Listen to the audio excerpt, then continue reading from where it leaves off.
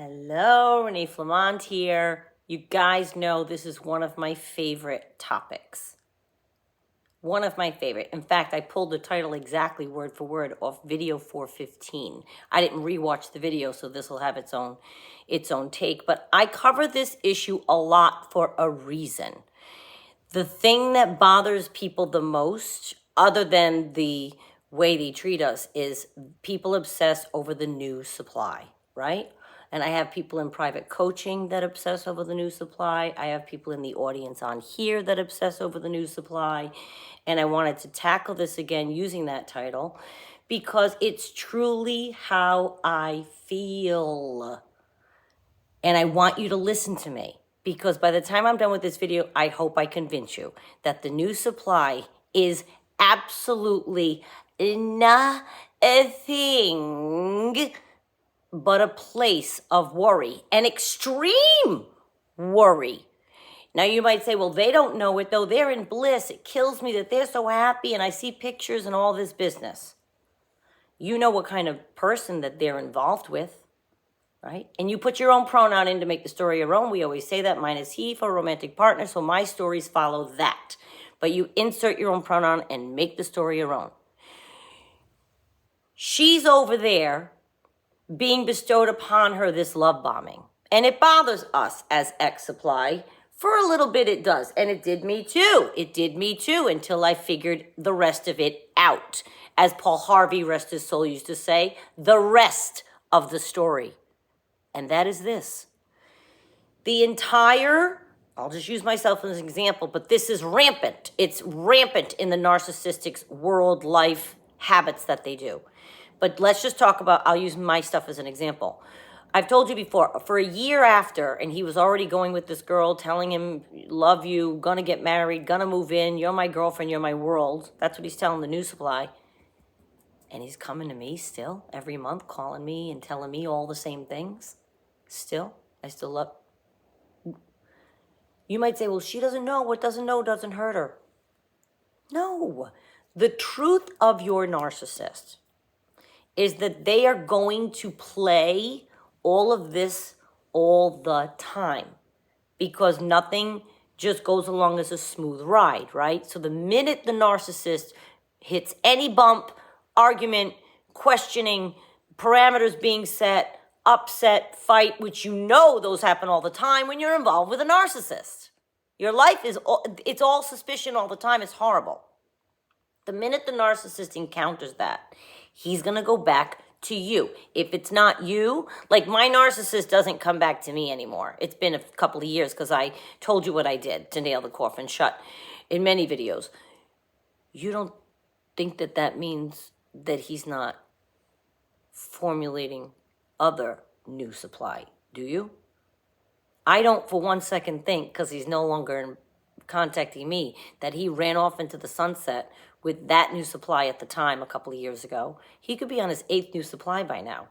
Or my guess is that he is still with her because I talked to her. And she said, I'm staying anyway.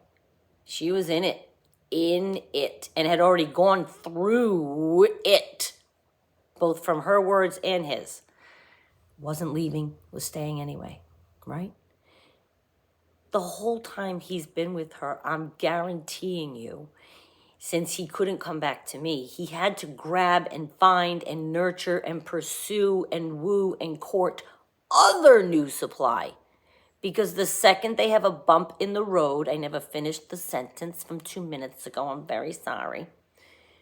The second they're going to go and they need to be built up. They need to be, I did finish the sentence, I think, but my point wasn't finished. They need to be built up. They don't care if it's from you. He didn't care if it was from me.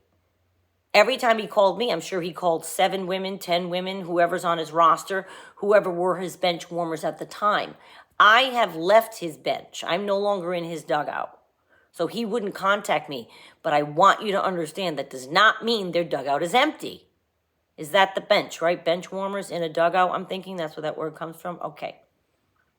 In the baseball.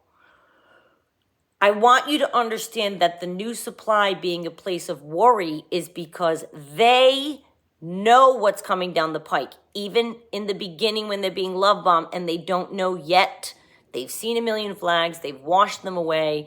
The narcissist has told them they're a dirty dog because they use that to punctuate how good they're going to be now for you, new supply. I used to do this. So they've heard it all. They know what's coming. Unless you bury your head in the sand and you don't pay attention and you don't listen. If someone, I know it's trite, but it's very true. If somebody tells you who they are, believe them. If they show you, really believe them. So now you're new supply and you've seen and you've read and you have a receipt of some sort of betrayal, right? You can tell I've been watching Poldark.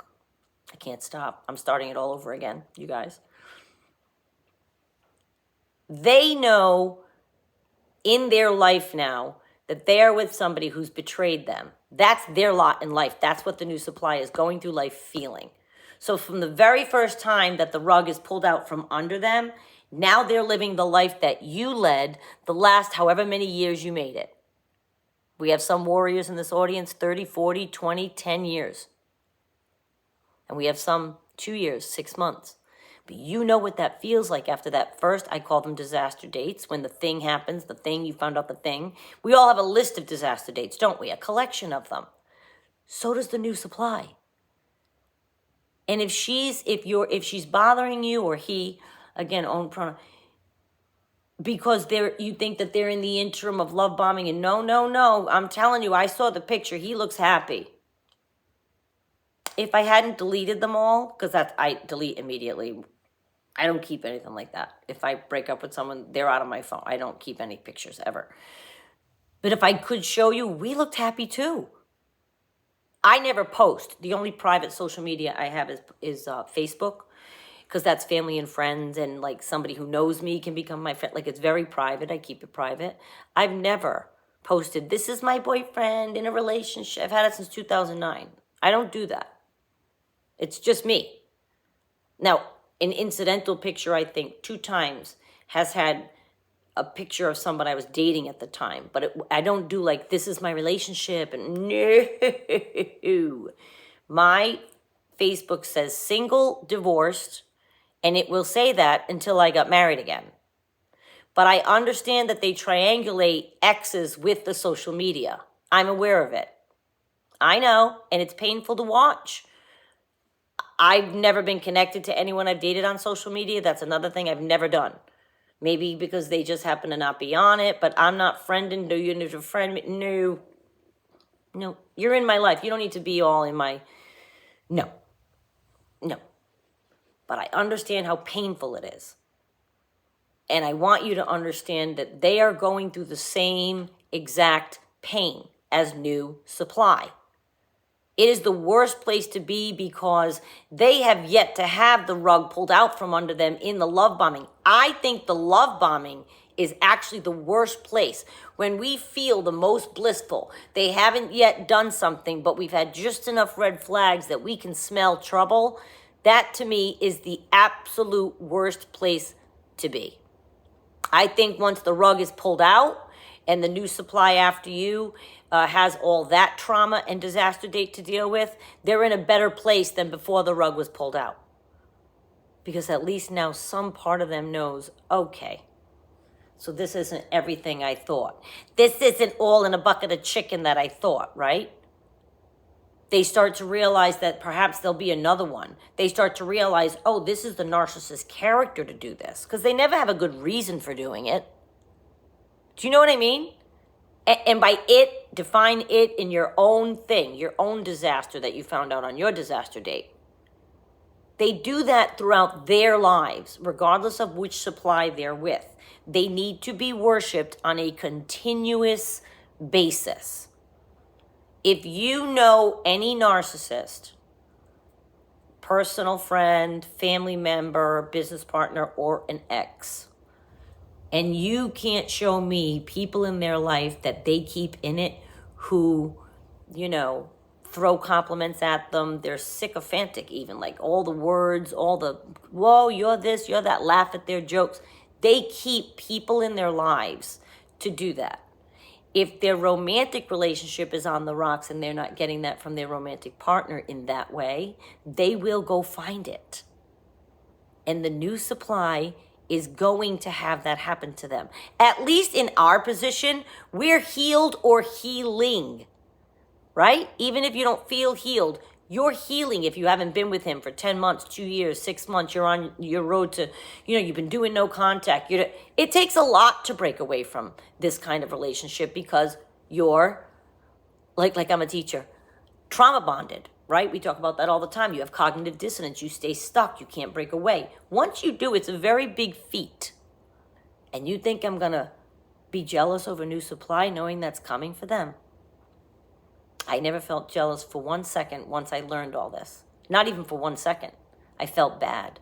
And that's why I reached out to that new supply to tell her he keeps calling me. I just, from one woman to another, I don't want that to be done to you. And I just want you to know this is what's happening. I don't receive him. He doesn't come here, but he won't stop. I thought it was only proper. And they don't tell you to do that. They advise you against it. But I share that with you so that even then, and I was coming off being in the thick of it, it snapped me out of it like that. I was like, oh, wait a minute. Oh, yeah, no, I'm not envious, jealous, whatever word, but I don't get that way. So it was more like a longing. You're like, oh, is he telling her all the same things he told me? Yes. I've made videos on that. But then I turned it like that because I was like, oh, he does it to everybody. There's nothing special about the new supply, and there wasn't anything special when we were new supply. They run through people. But I'm telling you what, I will say it till I think new supply is the worst place to be, because before that rug is pulled out, you're unsuspecting, you're in the dark, you're being duped, you're being love bombed. I don't like the idea that somebody had that power that they could love bomb me so quickly. I don't like that notion. They couldn't now. Sure, it's happened to me several times. That's not a position I would ever want again, and I want you to stop thinking about the new supply as, oh my God, and you want to be with them again, but she looks so happy, and you guys, she has all of what you went through coming to her. All of it. They don't change. Do you know what I know this is much longer than I wanted it to be, but it's a really important topic that you understand that the new supply is in no way a position anything other than a place of worry. They're worried that they're going to cheat on them again. They're worried about what they're doing with their phone. They're worried about how they're going to get through it and deal with this pain because they just found this betrayal. They're worried all the time. You're worried. You spend the entire existence worried. You guys, if you are no longer with your narcissist, then you no longer have that. I don't worry about anything in my life. I'm not saying I don't worry though. I wish health and happiness to people. I assume they're going to get that blessing. I don't worry. Like a lot of people are worry warts. I think when I was younger, I worried about a lot of things. But it feels pretty good right now that I don't have a partner in my life about whom I am consistently worried. Why? Because I'm nobody's new supply. Somebody out there is someone's new supply, and trust me, they are worried. Thank you for listening. Please go ahead and hit sub, like, and share, and I'll see you Wednesday.